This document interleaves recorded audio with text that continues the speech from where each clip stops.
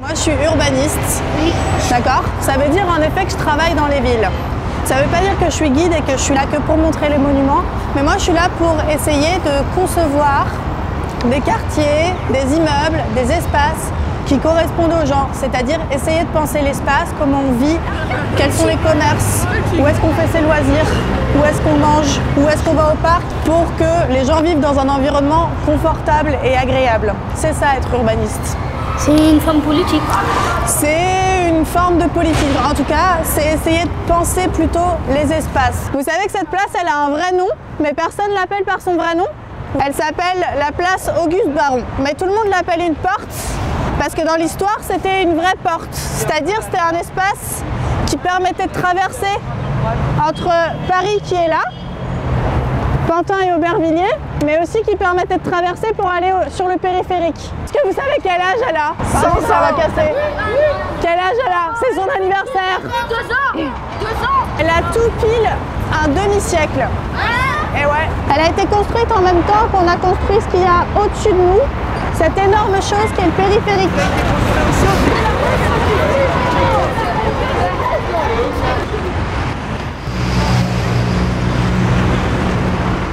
Pourquoi on appelle ça une porte? Qu'est-ce qu'il y avait avant? Eh bien, on appelle ça... une porte? Ouais, exactement. Il y avait une porte.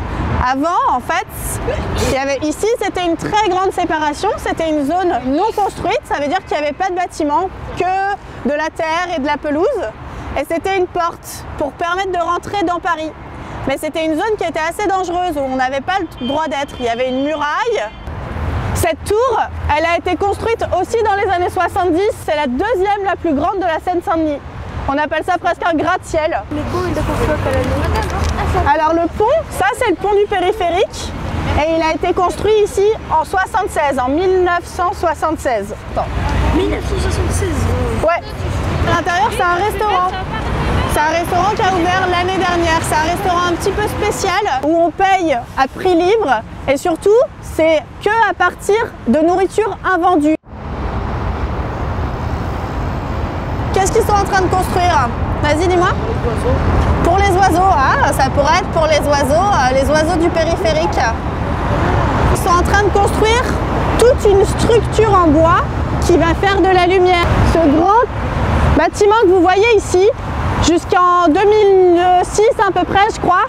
Peut-être vous le voyez, en haut, il y a marqué casino. C'était donc un casino, c'était un supermarché qui a fermé. Et ben, il y a eu des artistes qui font du graffiti et qui ont construit un mausolée. Pourquoi ils n'ont pas fait un garage? Parce qu'ils veulent faire un garage. Bah, peut-être que personne ne veut ouvrir un garage ici, hélas. Non, parce que c'est grand.